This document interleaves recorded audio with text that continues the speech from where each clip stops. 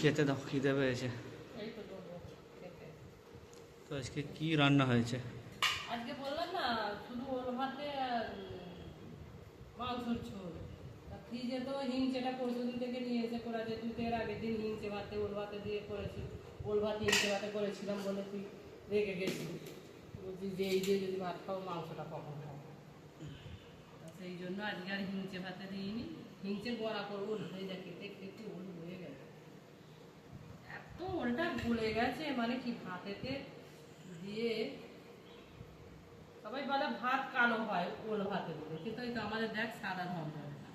জলকে যদি খুব ফুটিয়ে দেওয়া হয় ভাত কোনোদিনই কালো হবে না, আর জল না ফুটিয়ে দিলে ভাত কালো হয়ে যাবে। ভিডিওটাই কালো কালো উঠছে।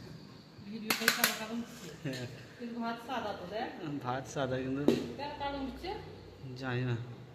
তোর ভাই ভাত আজকে একটু নরম হয়ে গেছে, তোর ভাই দেখবি তুই ছোটো নেই তুই বন্ধুরা লেবু তো। এই যে ওর ভাতে, ওর ভাতটা এত মানে মনে হচ্ছে যেন সেই কী বলবো মলো মাংস।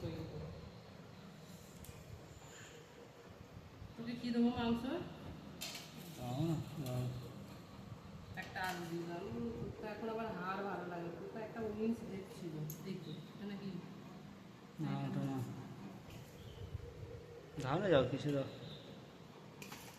বেশি দিও না। আমি বলছি কি মাংস রান্না করছো, গন্ধ বেরোয় না?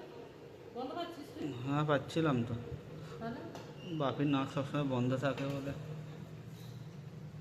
এরকম গন্ধ দিতে ওইরকম গন্ধ থাকে।